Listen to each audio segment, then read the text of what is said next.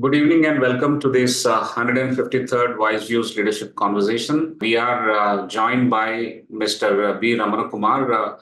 Please welcome Mr. Ramana Kumar along with me. Sir, good evening. Thanks for joining us. We are happy to have you on WiseViews platform. Sir, with your permission, I'll share my screen and make a brief introduction. And after that, I'll request you to commence the talk. WiseViews Leadership Conversations are held every Friday evenings, and we are on 153rd such session. Today is a very different topic, offbeat and very exciting and interesting field of photography, the power of visual storytelling through photography. This is going to be held by Mr. Ramana Kumar. He has already joined us, and the presentation by Mr. Ramana Kumar will be for about 20 minutes. And after that, we'll start the Q&A. He's a very, very distinguished hobbyist photographer and an advocate. Very distinct combination of professions, and the results are also equally interesting. I take this opportunity to introduce Mr. Ramana Kumar. He is presently practicing as a lawyer registered with the Madras High Court. He is the Senior Standing Counsel for Taxes. Earlier, he had practiced as a chartered accountant for about 2 decades. He is also a postgraduate in commerce and a qualified cost accountant. Earlier, he was practicing as a chartered accountant for about 2 decades. A serious hobbyist photographer, Mr. Ramana has acceptances, awards, medals, certificates, and honorable mentions in various national and international salons in over 65 countries in all the 6 continents.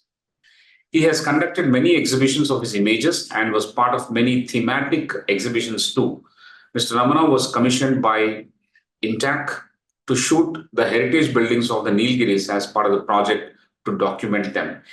He's a fellow of the Federation of Indian Photography, FFIP, and obtained 2 international distinctions from France, AFIAP and EFIAP from the International Federation of Photographic Art from France, and PPSA in 2021, which is Proficiency in Photography distinction from the Photographic Society of America. He also has a distinction from the School of Phototechnique, Delhi, ASOF. He makes regular presentations on photography and is a judge in many national and international photo salons and circuits.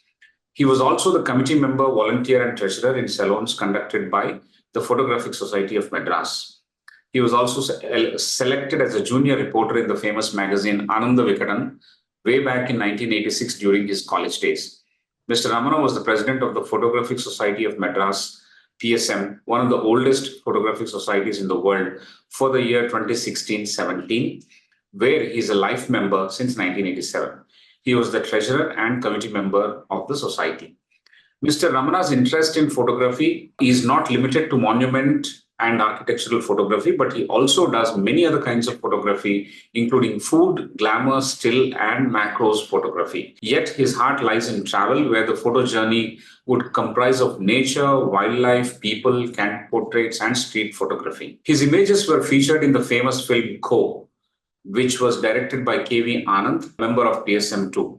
He has traveled all over India from Leh to Kanyakumari, Meghalaya to Rajasthan, Agumbe to Tetgad, Hampi to Kutab, and from Taj to Tanjore to get his photos, apart from a few of the foreign places as well.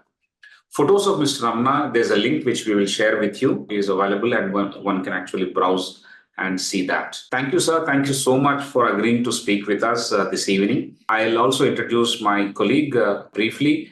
Professor R. Prasad is the Senior Director at Academic Wing of ICFAI Group. He holds 3 decades of rich experience as an entrepreneur, as a corporate professional, and now as an academic at ICFAI. He's a BTech from IIT Bombay, as well as PGDM from IIM Kolkata. And he has published various research papers and edited books and journal articles as well. Thank you, Professor Prasad, for joining. We'll stop sharing my presentation. Sir, we are all set to understand the mystical world of photography and learn from you. Over to you, sir. The next 20 minutes is all yours, and we will be watching with awe and some of the best photographs that I would like to see in your presentation today. Thank you and welcome once again, sir. Over to you. Thanks a lot, Mr. Sudhakar Rao, and thanks a lot to Dr. Prasad for inviting me to make a presentation on photography from a different angle. When I usually do a presentation on photography, it will generally be with respect to how to take nice photographs, how to do cell phone photography, how to do, how to adjust the lights, etc., etc. But here I find that, the audience and the organizers are all hardcore professionals. And for the hardcore professionals to talk about photography would be a very, unique and offbeat topic. So, Mr. Sudhakar Rao, thanks a lot for your suggestion to have the topic as the power of visual storytelling through photography. In fact, as soon as I saw this topic, I was remembered of one of the exhibition of the Photographic Society of Madras, which was inaugurated by the famous director Balu Mahendra. Balu Mahendra, after seeing about 50% of the photographs, about 250 photographs were exhibited there. On seeing about the 50% of the photograph, he just stopped everything and he turned and he started to speak to us. He said, if we have to show something, if we have to show a story, we need at least 200 feet of a film, and we need a re-recording, and we need something to be spoken. But you fellows have shown everything in one single frame. That was really a shot in the arm for all the photographers, especially all the fine art photographers of this city and of this country. I thought that was one of the greatest and one of the biggest compliments which we could receive as photographers. So, the power of visual photo telling is tremendously strong. You will see a few of my photographs have been shown here. I will try to explain to them, and I will also ask you what you seem or what you understand by this, or what does the image, portray. What is a story? As they say, as pretty as a picture. And they also say one photo or one painting can show what 1,000 words would not be able to show.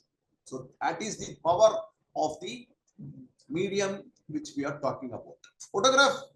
Photography as a medium was invented in the year somewhere during the 1840s, and slowly the art of portraiture through paints started to decrease because people were able to take photographs and they were able to exhibit the photographs more naturally, more realistically, and in a more better way. But of course, it was in black and white. It was in monochrome. It is known as monochrome. We don't call it real black and white. We call it monochrome. Monochrome is only one color, and shades of only one color will be there. And it came to India in the year 1857, my friends. 1857 is the year of the first recorded War of Independence. In the year 1857, the Photographic Society of Madras, where I was privileged to be nurtured, mentored, and made into a photographer, was established in Chennai. And Photographic Society of Madras happens to be the third oldest photo club in the world, and you have it in your city, you have it in Chennai.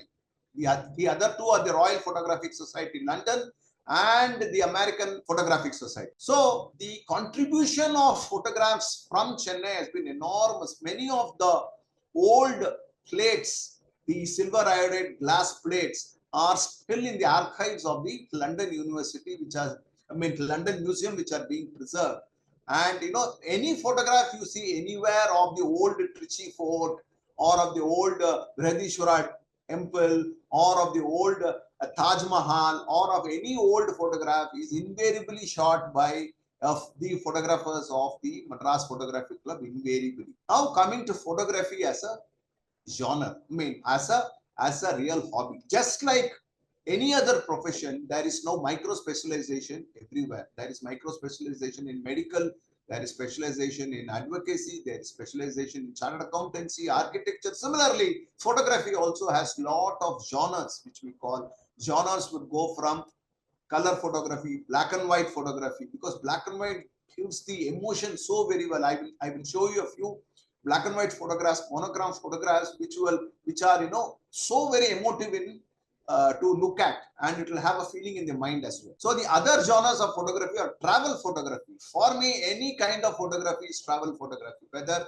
I shoot the spider in my backyard, or the Kapalishwara temple, which is just 400 meters from my house, or I go to Leh, Meghalaya, the forest of Tadoba, wherever we go, for me, everything is travel photography. Travel is photography. The other one is important thing is photojournalism. Photojournalism, through a photograph, you will explain what is happening in that event. So photojournalism. Macro, as the word suggests, it might be like an oxymoron, but macro or to show an ant's head, to show the structure of a mushroom, all those zoom in things are called the macro photography. Each genre of photography, people will start to specialize as you try to understand where you are where you are comfortable. And the rule of a fine art photographer is to show a story in one frame. The frame which you see here, can anybody say what is it? Or at least you can try to say what is it. People can just unmute and you can just tell me. It's a mountain range. I think it's here. Is it the Himalayan mountain range? Absolutely right, sir. It is called as it is the highest motorable road in the world. It is the highest motorable road in the world. And you see the mountain range. The extent of this mountain range is about 200 kilometers. And from here you can see the highest motorable road in the world is near Leh. It is called the Khardunga Pass. So you have to show a full story in one frame, is what I'm trying to say. That is fine art photography. Now, there are many of my friends who ask me, can you come and shoot for my daughter's betrothal, for wedding, or for some, ear piercing function, etc., etc. I'm not the right person for that, because that depends. That is more of documentary photography. You have to document the correct event. You will have to document it perfectly, where we are not trained to do so. So, if you ask a fine art photographer to shoot like that, you will not find the bride and the groom. You will find something else. You will find some flower or some pot or something only will be shot. So that is what I'm trying to say on a later video. How photography as a hobby, because all of us are here professionals, all of us are seasoned professionals, and where my grandfather always used to say that you must have something as a hobby. You must have something to do relaxation. You must have something where you don't earn out of it, but you spend a lot of time in it. And so you must have a hobby. There are many kinds of hobby. Cricket is a nice hobby. You can play cricket. You can do painting. You can sing. You can play a musical instrument. Like that, photography also is a hobby. But the advantages of having photography as a hobby is, photography transcends age. The youngest member of my club is about, say, 12 years old, and the oldest member of my club is about 88 years old. He's known as VV. God bless you, VV. He says every time, he says, God bless you. He's a retired bank officer, and that person is 85 years old, still active. If you give a camera to him, he will speak to you as though he's a child. So photography as a hobby transcends age. And the second important thing is, it is a myth to say that photography is expensive. It was a day when photography was expensive. When I started my photography in 1986, I had to buy an Ilford film, black and white film, for 200 rupees. After shooting, I had to, print the small ones to see which print to print and which print not to print, which image not to print. I had to spend another 60-70 rupees on that. I am talking about the prices in the year 1986. I had to spend about 400 rupees at that point in time to see which image of mine is worth printing or not. But now you don't have that problem at all. Everything is digital. You can shoot. Earlier, we were trained to say that every frame is a life. Unless it is important, you don't shoot. But now it is spray and pray. That's all. You spray. There are cameras which can take 120 shots a second. There are cameras which can take 11 to 15 shots a second. Even your cell phone camera has got a burst mode where it can take 12 to 15 photographs a second. So now no longer it is a very costly hobby. In fact, more cameras are there in cell phones than in the hands of photographers. So cell phone itself is a beautiful instrument to take photographs, to record, and the spin-off effect from having photography as a hobby is enormous, my friends. You get to know a hell of a lot of heterogeneous people. You get to know photographers. You get to know resort owners. You get to know travel agents. You get to know fellow photographers. the spin-off effect is enormous in the sense. Apart from that, what happens is, if you go to monument photography, for example, you do a shoot in Hampi, there you will learn about Hampi, you will learn about the history of Hampi. If you go to shoot in the forest of Tadoba, which is in Maharashtra, there you will come to know about the various birds. Now, last week I'm back from a shoot in Kanha, which is in Madhya Pradesh. I was able to identify calls, whether it is a mating call of a deer or it is a call of a langur to say that the tiger is coming nearby. I was able to identify reasonably well, and I could confirm it with my driver and with my guide. So the spin-off effect from having photography as a hobby is enormous. The other incidental benefits for all our professional, first thing, if I have, all this is from my experience, if I have a camera in my hand, my sugar levels are normal. I don't have blood pressure. I don't have to urinate every 1.5 hours. I can stay in the Jeep for 5 hours happily shooting, stressed out, absolutely no stress. Stress levels are reducing because we are using the other side of the brain, and where the creativity increases. Incidentally, accidentally, all the photographs which are shown here are my photographs. There is no one photographs from the net. In fact, one of my friends asked me, which I consider as again a greatest compliment. Sir, the photographs are excellent, sir. Did you download it from the internet? Was the question he asked me. So, I consider it as a compliment. And so what happens is, you use both sides of your brain, one for your work and other for your creativity. And the more creativity, the more creative you are, you really have to experience it.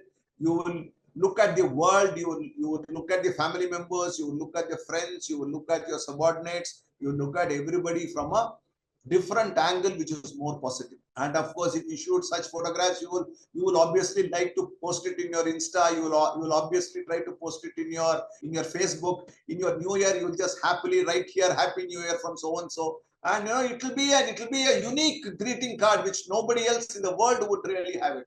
In fact, now I'm planning to print my images and give it for weddings, wherein my friends and my friends' children appreciate my photographs. I said, I have slowly, I'm slowly planning to make the nice prints of my photograph, frame it and give it to them as a presentation for their wedding. So this is, some thoughts about photography. Now to talk about the visual effects, I would like the participants to also, open up and try to explain what they understand from each of the photographs. Maybe we can give about 5 to 10 seconds for that, for the people to react, and after that I will react on my photograph to say what is it and what it really means. Okay, sir? Is it all right with you, sir?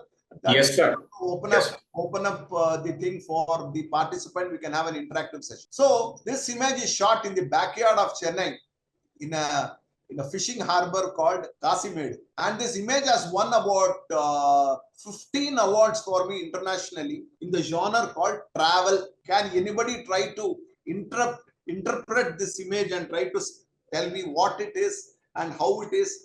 If I tell the title of the image, you will immediately find it out. But I just want to preempt and ask you whether you understand anything or you have anything to say in this. The participants can use the chat box as well. Yes. And make their comments, please. Title of this image is Wait. Okay, somebody said reflections.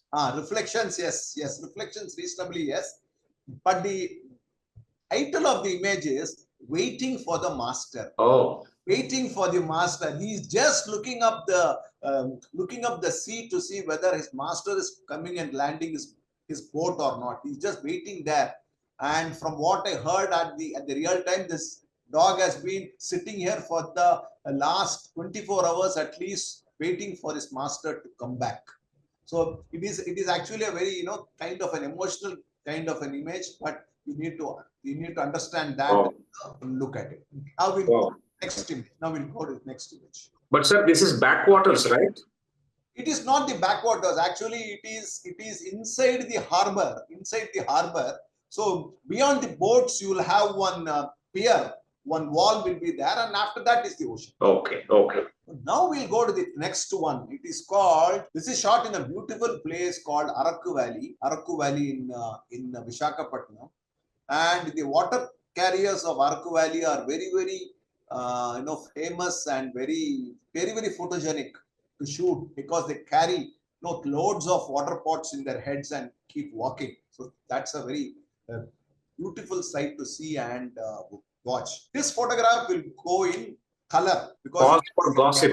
Somebody said pause for gossip. Yes, pause for gossip is right. Mid-wicket before the bath. Yeah, talk before the bath was actually the name. But on the way, gossip is also a very nice image to show that the rural life, they don't have water nearby. They have to walk away from their homes to get water, and it's a very picturesque place. Not much development is happening. So the friends are seeing here and speaking, and the other parts of the day, each one will be busy working in the fields. All these things will come up in this visualization. This image won me the gold medal out of 3,500 photographs in black and white in Moscow. This is one of this kind of a shot, and I would like the audience to give their reaction to this image. Since the topic of today is storytelling through visualization. Yes, sir. I was invited to be the chief guest for a photo competition and to be the chief guest for the Women's Day celebration of an international bank.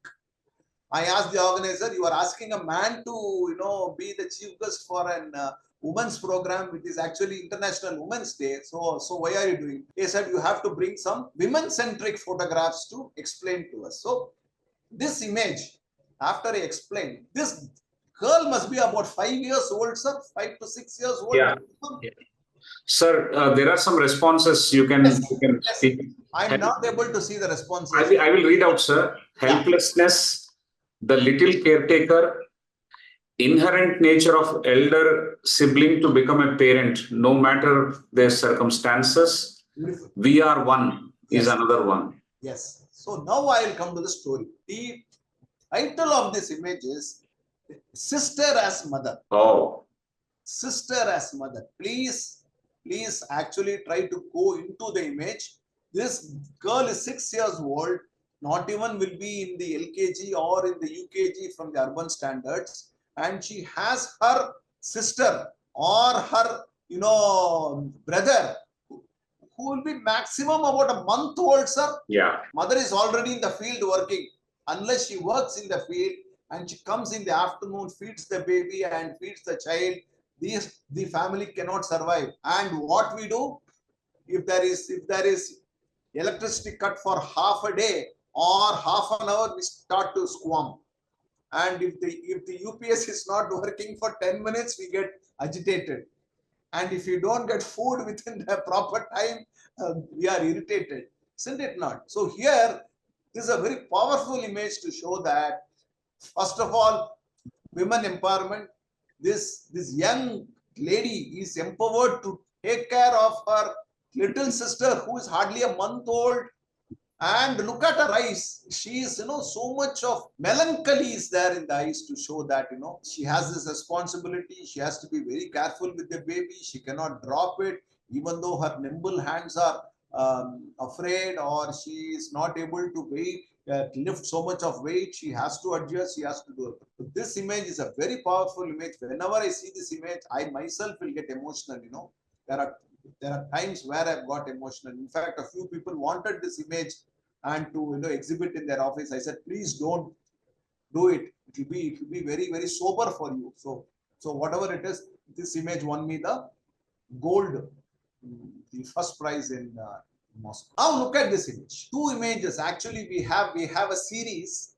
It was shot in the Thar desert of Rajasthan. You can see, as the name suggests, to fetch a pail of water, and there is no tree anywhere. There is no drop of water anywhere. These ladies have to walk somewhere. We don't know where to fetch a pail of water. This is how we are, and we are wasting drinking water, and the world has less than 1% of drinking water. in the earth's surface. Yet, we try, even when we go to weddings, we just drink one sip of the bottled water and we leave it and come back. So, it is a lesson for all of us to show that this storytelling, strong storytelling, to say that there is water shortage in the world and we must not waste water. This is called the Chadar trek. It shows the power of nature. It shows the power of nature. Are you able to see the human beings in the bottom? Yes, sir. Last, they are hardly a few millimeters, and you see the mountain in front of them, so huge. It is called as the Chadar trek in Ladakh. During winter, the river Zanskar, which is the tributary of Indus, freezes completely, and you walk on the frozen river. Trek of about 80 kilometers. It will take about 9 to 10 days to complete the trek. It's a very beautiful trek, one of its kind experience in the world. Everybody who are fit should do this trek. Not many do this, but many photographers do it. I was very fortunate to do this trek in 2014. And it shows the power of nature, what we are in front of nature. Nothing, you cannot tame nature. If she wants to be aggressive, nothing can be done. Imagine a small rock from the top falling into the water. The pressure and the vibration will break the ice there. And all these people, who are so small like mosquitoes in a TV screen, it will be so very risky. This is again the Himalayas from the from the aircraft, and this shot had to be planned by me to shoot. I had to sit in the correct position in the aircraft. I had to time the shot so that the first rays of the sun during the sunrise will hit only the top portion of the peak, and the shot can be obtained. It's a very unique shot. The range is about 500 kilometers here. All the mountains of the Himalayas. It is actually the Himadri. The Himalayan range consists of three: Himadri, Himachal, and Shivaliks. Himadri is a place where it's always covered by snow. So, so all these, geography details which we read in class 5, class 6, you will be able to recollect if you do this. All this is what I'm trying to say. Again, this is again a very powerful image. Anybody who wants to comment on this, most welcome. I will also open the chat so that I will be able to, yes, sunrise reflecting in the snow. Tirtha Dasgupta ji, you are there. I'm so happy. I'm so happy that you are there. Tirtha Dasgupta is one of the doyens of Indian photography. I'm glad that he's here. Light skills. Yeah. So anybody who can comment on this image. This image, if you see, it reflects the poverty again. You are in a very cold morning. You can see the cold because both of them are keeping the hands on the fire. Secondly, the man has only one blanket and he has shared it to his wife. And our man, no, he's showing like Arnold Schwarzenegger. He's showing his muscles in the cold and just happily sitting. Yes, tribals warming in a winter day. Yes, it is a very cold. January is very cold in those places. And again, this image is telling a lot of story about human bonding, human sacrifice, poverty, the way they live. Look at their house in the background. This image I had named it as 3 generations. You can see the old woman in the foreground and the youngest child in the background. So 3 generations are captured in one frame, where we can actually see the process of aging of human, and where people are falling for glamour and people are they want to be young always. Not possible. You have to play with the nature. And here what I have deliberately done is I have introduced a lot of grains in the hands. If you see the baby's hands have grain, the baby's body has grains, the younger woman's face has grains. Because I said after some time you will become like this only. After some time we will become like this. This is again a very celebrated image of mine in my international photo competitions. I think I have completed my time. I have still more about 8 slides. So I will take up the slides during the question answer session as and when we come. Is it all right, sir, or shall I continue? We can finish the slides, sir, quickly. Yeah. So the next one, this image again is a very rare image. It won my first acceptance or award in the United States. It is called the flower of the cactus. Only the United States people can understand cactus because we don't see cactus around much. The flower of the cactus blooms in the night, and as soon as the first ray of the sun hits it, it will shrink. So I had to time the shot in such a manner that the flower is in full bloom, and also the light is falling on it. So that window is only about few seconds. Within that few seconds, it has to be shot. So I visited this place 4 or 5 times. Early morning, getting up at 4 o'clock, reaching the place, setting my camera, and just waiting, taking the shots, test shots and waiting. And this is the flower of the cactus. You see how beautiful it is. This again, during that program with the women in the bank, I was able to explain this. I saw the whole series unfolding in front of me. One very hot day in the forest of Ranatambur, I think zone number 6, where we were not able to see anything, not even a rat we were able to see in the forest. And all of us were in the Jeep. So I asked the Jeep driver to switch off the Jeep, and he asked me why. I said, I want to hear silence. I want to hear silence. I want to see how silence is.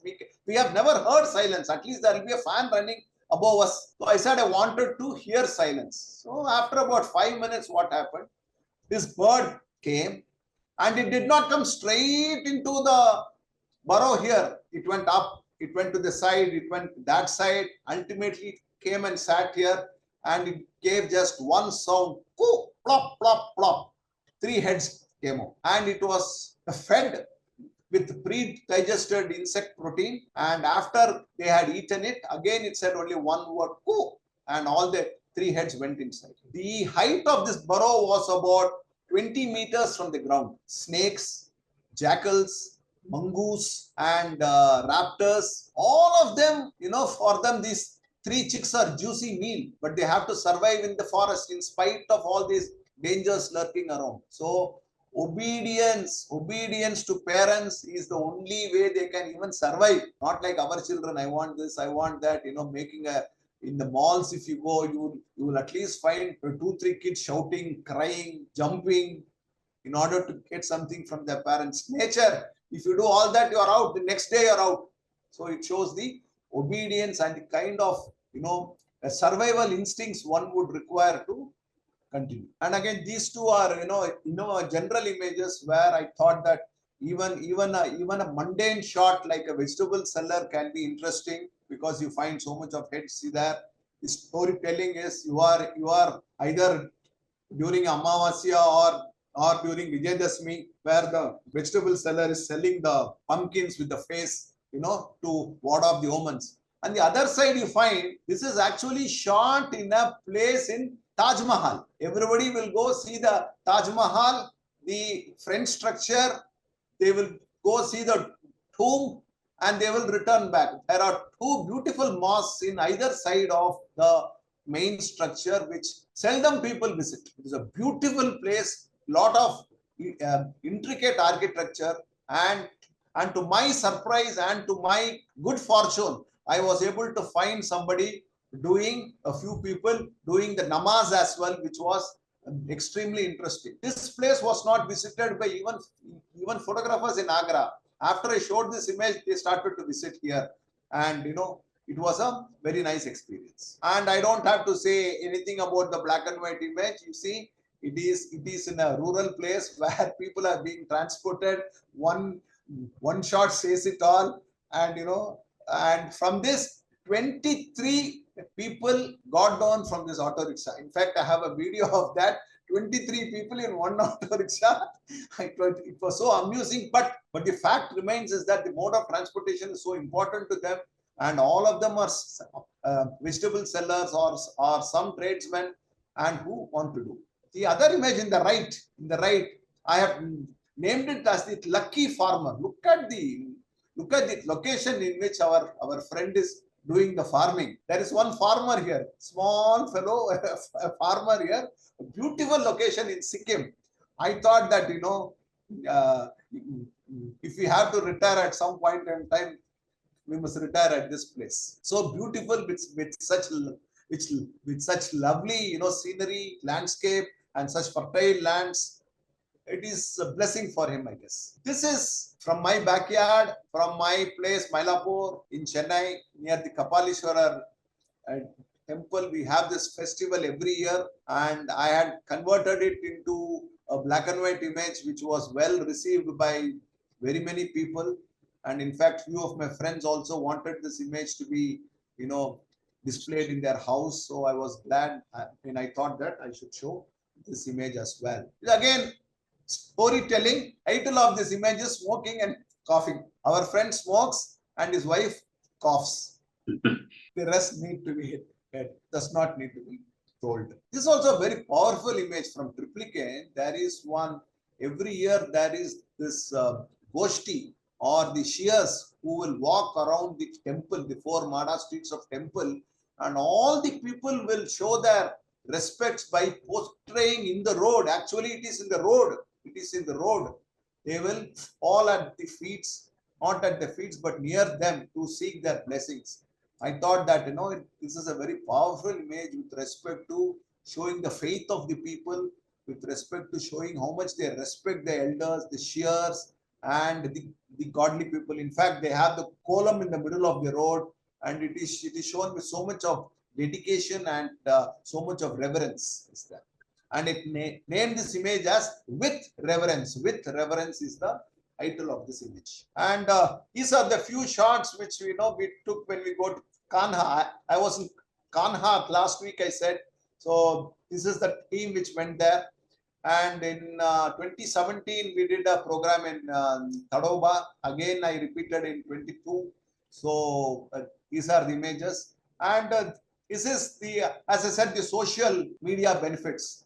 There were some articles written about me in some photographic magazine, local photographic magazine, and I was asked to speak in some photographic festival in Salem, more on Tamil. So I had to attend there, and now I'm ready for any questions and any comments. This photograph is from the famous festival in Kerala, North Kerala, called Thayyam. I'm open for any questions, comments, your criticisms, and any kind of inputs which you would give me to make me a better photographer. I am more than welcome to receive it. Thank you, sir. Thank you so much. You can stop sharing the screen for now. Yeah. So that's wonderful and stunning kind of images that are brought to life, and the stories that they tell. I think 1 hour is just not sufficient. The 20 minutes that we allocated is actually very, very poor in terms of estimating how much time it would take. Yes, we are beginners, and we would have no idea about how many stories can be woven around and how it can be portrayed. Thank you so much for enlightening all of us. This has been a brilliant show of your stories through photographs that you clicked. I'm extremely happy that we have requested you to do this talk with all of us. Thank you, sir. I think there are many participants who have been making wonderful comments on the chat box so far. They really loved each and every photograph, and they had many comments, multiple titles that they have shared. You can look at that whenever you are free. That's not a problem. But what we do is we'll continue our session with the Q&A. There are going to be two clusters of questions, sir. The first cluster of Q&A will be taken up by Professor Prasad, and I'll come back for the second one. And during the second cluster, we'll open the mic for the participants in case they have any questions to directly talk to the speaker, distinguished speaker that we have this evening.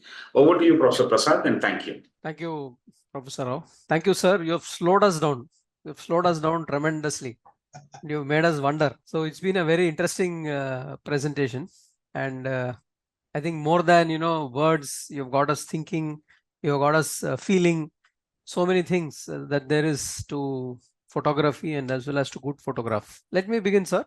Yeah. You have balanced different vocations and avocation. How has your journey been, and how do you find this balance, sir? That's an interesting question. In fact, everybody asks me. First of all, I would say that it is the blessings of God Almighty. I wouldn't take an iota of credit for whatever I have done so far. It is because of the blessings of God and the blessings of my elders and the tremendous support which I received from my family. What really happens? I mean, every 5 years, even in my professional life, I have been metamorphing. Every 5 years, I have been reinventing myself every 5 years. I was a chartered accountant till 2014. After that, I became an advocate. After that, I became an insolvency professional. Now I am a government advocate. So see, for me, what I would say is one has to keep his mind open and be willing to take small amounts of risk. Small risks one need to take by preserving the existing work which you have. Slowly, it will develop into the other number. Number two, with respect to this photography, I have actually stolen time from my family to do photography. The initial years of my photographic travel as a award-winning photographer was when I was a senior manager in a Big Four in KPMG. So night I used to come back at 9:30, eat my dinner, spend some half an hour with my family, go back to process till about 1 o'clock or 2 o'clock, and then the next day morning 9 o'clock again to office.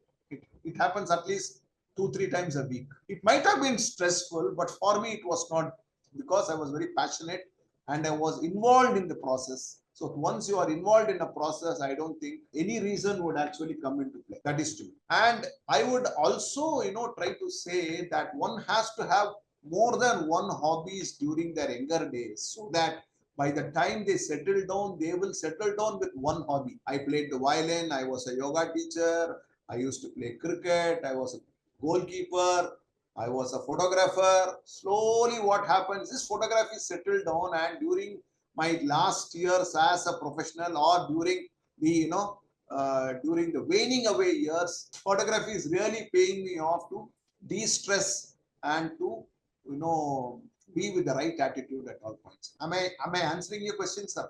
Yes, sir. Or am I No, you are responding, sir. You're responding. Thank you, sir. You have put it in a very different way, but I think you have given us your journey to the sense of balance. Balance, yes. And tomorrow morning, I have a class in IIT Madras. In fact, the other facade is I'm a part-time professor in IIT Madras in law. So tomorrow morning I have my class. I'll have to prepare for the class. So I'll have to prepare after this session is over, right?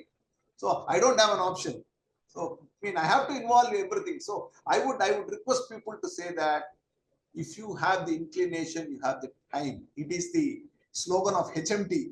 If you might remember, Hindustan Mission Times used to say, if you have the inclination, we have the time. So if you have the inclination, you will have the time. It is like having a good sumptuous wedding meal. After having full meals, you will have one pal paisam with you. That pal paisam, you will find some place in the stomach to fill that pal paisam. So like that, if you have a passion, if you have an interest, it will happen. Is my very humble submission. Thank you, sir. There are a number of questions, but I'll take you to a different question before I hand back to Professor Rao, given the paucity of time and also that you have something else to do immediately thereafter. Oh, no, it's all right. I can complete it. You don't have to compromise anything. It's my commitment, right? So we are now living in a world where things are going fastest. And technology is coming in, and including pictures. If you ask ChatGPT to generate some pic, it will generate a pic. Now, in this is fascinating. But how do you ensure that the world takes this forward and then integrates the best of both worlds? What are your thoughts about it? Every image you see here has been processed. There cannot be an image which will be pleasing to the human eye which is not processed, because machine will see only in one plane. It is only the human eye which will see in 3D. So if you actually see, all images are either processed by the individuals, like photographers like me take only the raw. It is known as a raw image, and we will process it layer by layer. We will process for the color, we will process for the hue, we will process for the brightness, we will process for the exposure, we will process for the all other things. We will individually we will process. But if you take a general photograph from your cell phone, it will be auto processed. It will have its own algorithm. Now artificial intelligence is also introduced in that, in the latest cell phones you have. It will give you options how you want it. So much so that if you take a portrait from a cell phone, it can show from which angle you want the light to hit the face. Artificial intelligence is used for that also. So for us, for photographers like serious hobbyist photographers, we would like to control our image. We would not like an artificial intelligence or an algorithm or a predefined process to control my image. I would like to control my image myself. Even my cell phone photographs, I will shoot in RAW and I will do the processing. But all photographs are processed. Without processing, you cannot have. It is like garnishing a nice dish. After you make a sweet dish, you will garnish it with various nuts and various ghee, etc., etc. We garnish like that. Every image has to be garnished. If you say, I will shoot, I will not process, it is up to you. But if you process it, it will be more pleasing to the eye. Only thing is, it must not be made artificial. You cannot make this sky red. You should not make the trees yellow. It has to be matched and it has to be done in that way. To that extent, artificial intelligence is useful. And again, the bane of artificial intelligence is you can remove a subject, you can remove a product, you can remove few people from the image and you will never be able to find out. It is known as erasing. And you can introduce new subjects into the image. For example, this sky is bland. You can introduce some clouds, you can introduce some birds. And the forest, you have just shot the forest. You can just shoot some bear, tiger somewhere and put it nearby. The human eye will not be able to show that it is wrong. But if I show a penguin in an Indian forest, obviously it is wrong. And it will be obvious to the viewer that it has been doctored, manipulated. There should not be manipulation in a photograph as much as possible. And to that extent, it is the responsibility of the photographer to ensure that he is not manipulated. Right? Thank you, sir. I think I'll take a last question before I hand it to Professor. Sir, you have spent considerable time on photography. How do you think it has impacted the way you deal as a professional? Are there any use cases? I went to Leh. I went to the Zanskar trip, I said, no. I went to the Zanskar trip in 2014. The temperature was -20 there, and you had to have double sleeping bag to sleep. Okay, if you have to relieve yourself, if a male has to relieve himself, he will have to remove 7 layers of clothes before he can pee. Okay, to pee is a pain, and you will not be able to eat more than 1.5 chapatis. You will be very hungry because of the low oxygen level. You cannot eat more than 1.5 chapatis.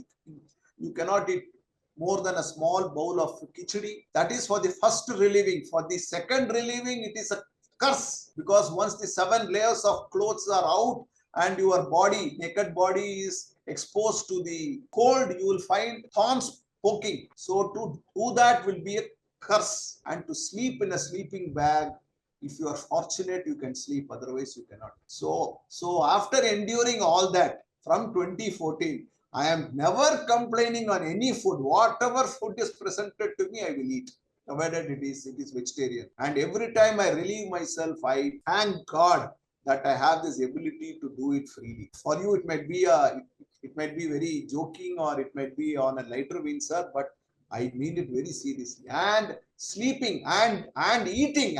After every meal, now I'm able to realize that how fortunate we are to have whatever meal we receive. That is one experience which has completely transformed me. That is one experience only because of photography I was able to do. After that trip was over, I had actually hired a porter to take my camera. I was also engaged by Fuji India to experiment their new camera in this high altitude. So I had to carry those cameras as well. So I had to hire a porter. After everything was over, when it came to Leh, before I was to return to Chennai, I gave him all the flask, all the extra, this insulating material, everything. I gave it to him and said, at least you enjoy it now. That is what it is, sir. These are all from my experience. And the photography is a great leveler. It's a great leveler. Kanha, we went and we had a breakfast of only bread that day. You had to adjust yourself with bread. You cannot say, I want this, I want that. Namak zyada hai, kara illa. All those things you cannot. You have to eat. If you don't eat and sit in the jeep, within the next 5 minutes, the jeep will leave you. You will have to wait in the forest. So, lot of, you learn to be resilient. You learn to be resilient both in your life and in your career. Apart from our professional life also, we try to be resilient. And the story of the parrot, which I said, we are fortunate to, just return home, open the gate, park the vehicle, there will be someone in the house to give us a glass of water and immediately coffee. It was not the case for that bird. It had to be very careful to ensure that there are no enemies lurking around, wait, come to the nest, make the sound. After that, only feed its babies. So all these are, all these are experiences you get. And these experiences have to be converted to lessons, is what I feel, sir. Excellent, sir. I think you have operated absolute fundamentals. Yeah. So this movement from, from what is extremely wild, tribal to complete civilization, and the real experience of going through that when it is completely wild, the experience that you shared, Zanskar, and the kind of lessons that you get from that are absolutely basic. They are very much life defining. So adaptability comes levels above that. Thank you very much, sir. I hand it back to Professor. Thank you. Thank you very much, sir. I think I've been fortunate enough to visit some of the places that you have visited. Oh, very nice. I'd gone to Kanha Forest and during monsoon. Oh, that would be great. And visited Zanskar, the highest motorable road, Kadungla Pass. Kadungla Pass. Then, of course, other parts of the Leh, the white desert kind of a cold desert that you see. Sikkim, of course, we have a university in Sikkim, so we've gone to Rajasthan because we have ICFAI University in Jaipur, yes, and the nearby places we have seen. Of course, Taj, we have our marketing offices in Agra. We have seen Taj also. But we have seen a completely different world. We have taken a lot of pictures, and the world of difference that you have brought here through your pictures is extremely, extremely powerful. I would love to thank you for showing us a different world that is existing. Even in the places where we have gone, we have not seen this kind of world. Actually, I'm talking about myself. So amazing. It is so endearing to see, and fortunate enough to get a glimpse of the pictures that you have shown today. Thank you so much, sir. My question is, storytelling that you are narrating today with each and every photograph, how does the process begin? Do you start with a story in your mind and then go look for the subject? Or when you come across any subject, you first click the picture and then later weave the story around it? Sir, what really happens is, in the initial days, you will shoot, you will be a gatherer, you will gather images, and you will, with the images, you try to make a story. But now I am in a situation where I would frame the image in my mind and I would wait for that image. That may take a day, that may take a month, that may take a year, that may take multiple visits to the same place. I wanted to shoot a tiger and its cub face to face and kissing. 2016, I went to Tadoba. 2010, I went to Ranathumbore. 2014, I went to Ranathumbore. 2022, I went to Tadoba again. I wasn't able to get it. In Kanha, we did 6 safaris. The last safari, I got that image wherein a mother tiger is there and the cub comes near her face to kiss the mother, to show that love exists even in ferociousness. So slowly what happens, as you start shooting, you will start to frame like a painter or a sculptor. You will frame that image in your mind and start to shoot. That will take around at least about, after 2 lakh images, you will be able to do that. Wow. And the father of photography, Ansel Adams said, once you take 10,000 images, scrap all the images and start shooting from first. Because the way you see the world, the way you see the photograph, where you see the lighting, the way you see the technicalities, everything improves. So the first 10,000 photographs becomes redundant. So slowly that process would begin, and there are most situations in travel, you cannot plan and you shoot everything. For example, the old man and that woman which you saw was not planned. I went there and shot it. Girl with her small brother on hand, in her hand was an incidental shot. It was not a planned shot. It was not a doctored shot. It was a real shot. I went there, we saw it. I just clicked it. Only one image I have of it. Usually we take multiple images. I have only one image of that, and that was the only image which I have. And like that, it really happens. After that, you will have to make the story, or you will have to realize the story and you will have to say it. And during our competitions, you don't say the story and all. You only show the image. And whatever they understand, they can understand. Great, sir. Great. Thank you so much. Thank you for enlightening us with the process. it takes, as you rightly said, it takes what, 10,000 images and then scrap all that and then start looking at photography afresh. Whereas you said, take a lakh of photographs and then you will reach a stage where you will be going in search of a story. Amazing, amazing. I'm putting these two together and trying to see how much of passion. One is the magnitude of the passion. The other one is passion overriding situations of adversity because you love it so much. You wanted to capture that. Your own examples of sitting in the wilderness, sitting in a forest, trying to hear that silence. These are all measures of passion that you have displayed in getting that one single picture. Of course, here again, these examples are going in search of a story. And so such is one is the story once you come back and tell the world where we are living in. But the other one is the story about yourself. That is equally powerful. Going through the adverse weather conditions of minus 20 degrees, that is equally very powerful. In fact, sir, when we were in Kanha last week, when we came to Nagpur, Nagpur had the record temperature of 52.8 degrees centigrade. So what to do?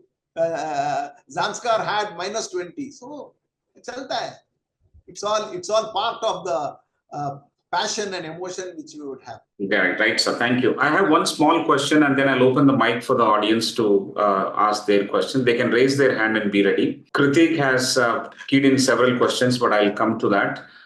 My question is very simple, could be silly, but this is what I'm curious about. Sir, did you face any situation when you were trying to capture a picture or as part of your travel journey, any location or any subject, you aimed your camera to take that picture, but then you paused saying that, let me enjoy this, I'll take a photo later. Did it happen to you? Any moment like this happened, sir? Yes, it happens, sir. It happens when I was in Kardunga Pass. Kardunga Pass, the temperature was minus, say, 10 or 12. And I had one Indo-border Tibetan police worker in my side. I saw that person, his complete face was matte black. It was not shining at all. Complete face was black. And only his eyes was something which had some whiteness in the face. You can just imagine. I asked that person, Aap kahan se hai? He said he's from Punjab, and I was just having a chat with him. Actually, I was to shoot that individual along with the background in the Kardunga Pass, which the first image which you saw. But I said, no, I will not. I will not try to portray a situation where a human has been, that blackness has actually happened because of the extreme chill weather. And all the initial cells in the face have been, frozen. I said, I will not do it. I have never shot a beggar. I have never tried to show India, my country, in a poor light. I will not show garbage. I will not shoot a river where there is a lot of garbage in it. I will not shoot a beggar. I will not shoot a mother feeding her child. I will not shoot a place where in a temple the beggars will be sitting. I will not shoot it, and I will try to be as ethical as possible. I will not shoot at nest, because if you shoot at nest, what really happens is either the bird itself will destroy it or the other photographers will come and destroy the nest. Actually, shooting at nest is also unethical according to our photographic ethics. I follow quite a lot of ethics in that. Even though my images, I would be lacking in a few images. I will not shoot an animal which is injured. I will not shoot an slaughtering of an animal. I went to Kamatika temple. There, the animals were slaughtered, and in Meghalaya, I was in a market where they slaughtered sows, like this big white pigs. Everybody was shooting it. I just walked out of the place. I don't want to show that. I will not show an image which will demean my country, or which will show my country in a poor light, or which would make the viewer unhappy. In fact, the image of a child which I showed, I have shown it with lot of hesitancy only, because it was an award-winning film. It was an award-winning image, and it showed a lot of storytelling value. So that is the reason I showed. I want people to be happy with my images, not feel sad at the end of the day on seeing it. I have done this a number of times. In fact, even during the recent visit to Kanha, when the mother and child was there. I just switch off the camera and I was enjoying the scene with a tiger in front of me, 2-3 tigers in front of me. I was just enjoying that scene. I do that often, sir. I do that often. And even when we go to the Kabalishwara temple where you saw that temple festival, first I see the God, I will seek his blessings. After that, open the camera. So it's the right question you asked me. Thank you. Yeah. Thank you, sir. Thank you very much. I think it tells us a lot about the ethical standards that are prevailing, or you have actually created your own standards apart from the guidelines as well. It talks about your philosophy as applicable to what are we portraying. It is not just a mechanical approach to whatever we find we shoot, but there is a screening there happening. And then you would like to tell stories that are more pleasant and stories that are not going to, highlight or glamorize poverty, inabilities, and inequalities and things like that, unless and until there's a very, very compelling reason to do so. I really appreciate this. Thank you so much. I'll just read out one question from Wing Commander Gaurapati. He has typed in his question. Which camera do you use and what will you recommend for amateurs other than the cell phones?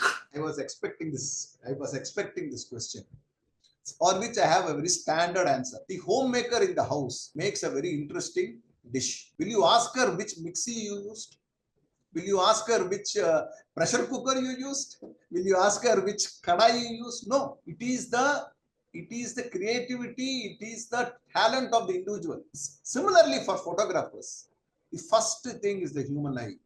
The human eye is the best camera in the world. It can work across all brightness. It can work across all ISO. It can work across all exposures. It can work across all shutter speeds. It is the human eye which is most important. And the camera is only a tool wherein the mind and the eye will instruct the instrument to record something. Camera, you can buy any camera you want, right from the lowest camera, but I wouldn't recommend a point and shoot. Instead of a point and shoot, you have a lovely cell phone cameras now.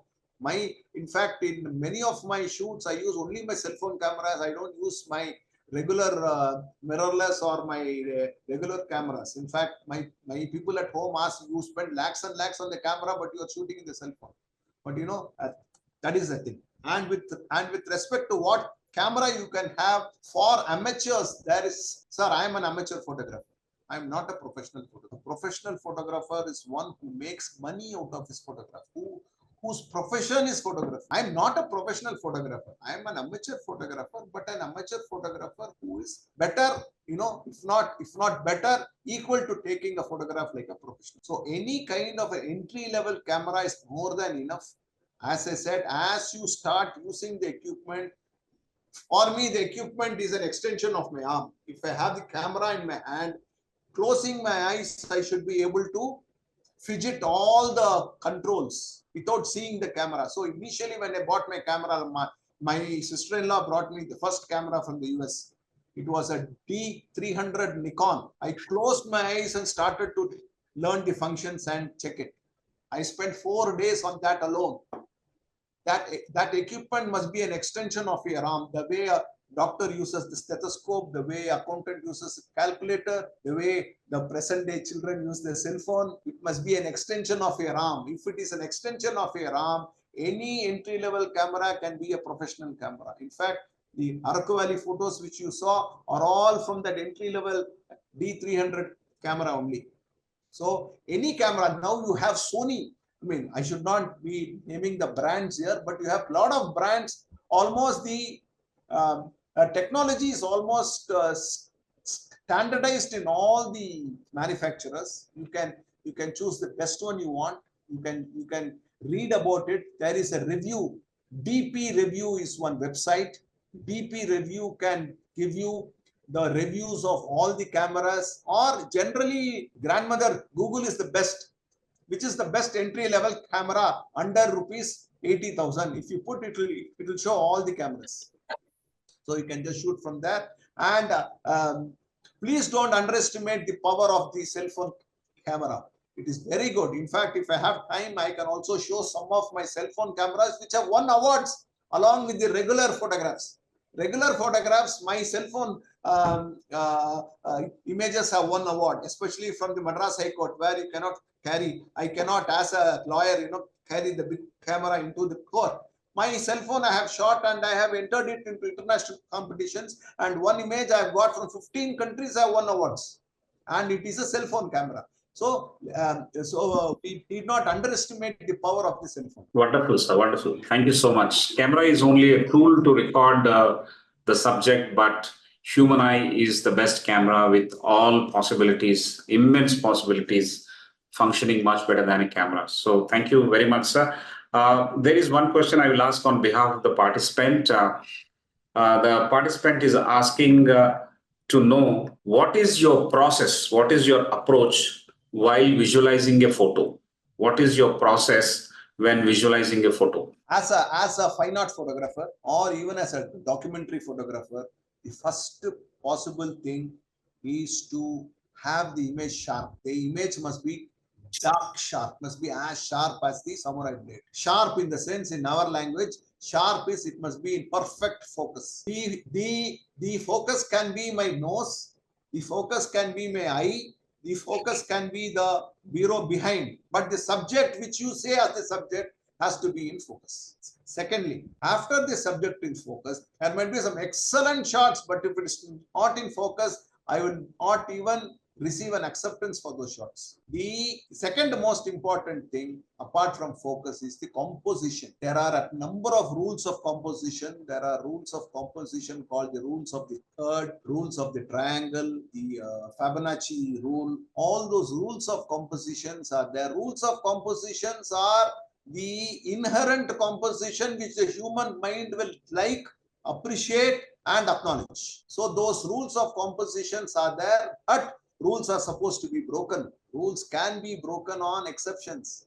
I have won images where those broken rules have also got images because of certain exceptions. But for a beginner, first the image must be sharp, it must be in full focus, it must follow some rule, and it must also have some processing. There must be some shadows which are opened, some highlights which are reduced, some hues which are improved, some sky which is made more blue, not manipulation, but by doing a process. Snapseed is an excellent app in the phone. In the cell phone, you have a app called Snapseed. It's a free software. Every image can be processed by that. In fact, my Kanha image, which you saw last, was all taken by the cell phone and also processed by Snapseed only. You cannot make out whether it is from a DSLR camera, whether it is from a mirrorless camera or from a cell phone camera. So some amount of processing is also required in every photograph. And please don't feel shy to shoot. Please keep shooting. The more images you shoot, the more interest you will get. The more interest you will get, the more better you will become. The more better you are, you will slowly start creating an hobby. Why I started to enter the competitions was, it's not that when I started in 2008, I started the whole process again after the digital was there. I was a college champion in 1986. 1986, we have the film rolls. Now in 2008, I had all digital. So I had to reinvent myself completely. I have to unlearn and relearn. All those old things I had to unlearn. I have to relearn the new technology. So that has to be done. And any camera, anything which we have to do, but keep shooting. There are number of photo walks. There are number of clubs in all the cities and towns. All you need to do is have that inclination. In fact, when Ilayaraja sir had opened one of our competition, I explained one of his songs for a photographer. It is from that movie Payanangal Mudivadillai, wherein if people knowing Tamil might appreciate. It says that morning 4 o'clock I get up, I take my scooter, go to Mahabalipuram to shoot the Shore Temple in the sunrise. But I find that the sun is not rising. There is a cloud which has come and obstructed the sun from putting the rays. Again, I have to go there the next day. No option. I cannot shout at the sun. I cannot shout at the circumstance. I cannot shout. I have to accept it. Drink a cup of tea in Mahabalipuram and just return back. That's all. 50 kilometers. Great, sir. Great. Thank you so much. Thank you so much for this detailed explanation of your approach to photos and all. It has answered several other questions also, which were in the chat box. Thank you so much for that. There's one last question we'll take from Kritik. Maybe Kritik can unmute and go ahead and ask very quickly. Choose only one question, Kritik, if you, yeah, go ahead, please. Okay, thank you, Mr. Sudhakar. Of course, I will not waste your time by asking every single one of my 10 questions. I think Mr. Ramana Kumar has already answered several of them. I think my primary question would be, through what foundations or platforms do you think a person can become immersed in communities such as the photography hobby? Since even though we have social media, physically getting immersed can be quite a challenge, since in India, at the very least, it may be difficult to find any proper, let's say, conventions or meetups regarding these hobbies. Like, for example, I'm an aquarist. I am in the aquarium hobby, but it is really hard to find aquarium conventions or any physical clubs or meetups. So how would you, Mr. Kumar, suggest we try and become physically immersed in communities such as the photography hobby? Where are you, madam? Are you speaking from India or outside? That was the question. Sorry, no, I'm in India. You're in India. Okay. TV accent. Every town, every city has got photo clubs. All you have to do is you should have the inclination to find out where it is. In Chennai, we have a number of photo clubs. One is the Photographic Society of Madras, photomadras.org. Photomadras.org is our website. You can become member there. We have regular photo walks, we have programs, we have workshops, we have seminars, etc. And apart from that, in Bangalore, we have one lovely old club called YPS, Young Photographers Society. And in every part of the country, you have some photo club or the other. If you are in Calcutta, every street you will have a photo club. The people in Calcutta are so much involved in photography. But you don't have to do everything physically also. If you are really interested, if you are unable to travel, if you are unable to get out of the house, from the house itself, you can do a number of photography. You can do desktop photography, you can do macro photography, you can do what you call as image photographies, wherein you can keep your own properties and you can shoot. If I have time, I could have shown that also. Maybe we can have another session where we can have this kind of a photography. Yes. You don't have to get out anywhere. You don't have to get out anywhere. You can do. But physically, if you want to go out, just pick up your camera and start walking. Every Indian is photogenic. Every Indian likes his photo to be taken, but please follow the rules. If you are in an airport and that airport very clearly says that you must not shoot, you must not shoot. If you are in Kashmir, Meghalaya, Arunachal Pradesh, if you are in a tunnel or in a place where it is army controlled, if you see a board that you should not shoot, you should not shoot. You should not shoot a mother feeding her child. You should not shoot any, lady taking bath and all, because we find in rivers, ponds and all, there are a number of people who can shoot even from long shot. I would recommend, don't shoot. Please appreciate their privacy. Please appreciate their inability to have a bathroom with Jaguar fittings in that. Because of that only, these ladies are coming and taking bath in a pond or a river. Please respect their privacy. Like that, if you have certain self-imposed restrictions, you can shoot anything and everywhere. I have shot everywhere, madam. I have shot from my Madras High Court building, from my Madras High Court, inside the court chambers where it was allowed at that point in time. I could shoot inside the court chambers. From that, I have shot everywhere. I have shot a child in Meghalaya. I have shot an old woman praying in Leh. I mean, you can shoot anything you want. Anything you want, you can shoot. I think if you have the inclination, you will be able to find it. If you need any help, you can please ask me. I'll try to help. Great, sir. Great. Okay, thank you, Mr. Ramana, Mr. Sudhakar. Hope you both have a nice day. Thank you. You too. Sir, that was a wonderful session. We have come to the end of the session now. We can never get enough of this. I know more and more people would like to talk to you and ask you questions and all. Just one or two quick summary points about the whole thing. I think the lessons are more powerful. The process is very interesting and intriguing. The journey and the labor that one puts behind the camera is amazing, unparalleled. But the lessons are living with us for a very, very long time. I think you have talked about understanding the vulnerability of a human being in front of a nature. I think how small we are, we'll realize our position. Otherwise, we are always constantly trying to win over the nature and create an imbalance. But one gets an opportunity to look at how small we are in front of the huge mountains in the Zanskar Lake, the frozen lake where you have taken the picture, to any other picture in the wilderness that you have seen. We are very, very small in front of the nature. I think we will do well not to disturb the peace and harmony that is existing there in the wild, in the nature, in mountains, and in the forests everywhere. I think that's a very strong lesson for us to go. And the other one, and very interestingly, you have put is that do not underestimate the power of the latest phones and the technology. I think we need to embrace technology and use it. There is no photo without processing. We need to process the photos, but saying no to manipulation is talking about the ingenuity of the photographer who is with us. Sir, we congratulate you for bringing to this world such lovely pictures. And also, your pictures have been used in the film Co. And you work with some of the stalwarts over there as well in the film industry. Thank you so much for allowing us to get into the world of photography. We got a little bit of a sneak preview of what photography is.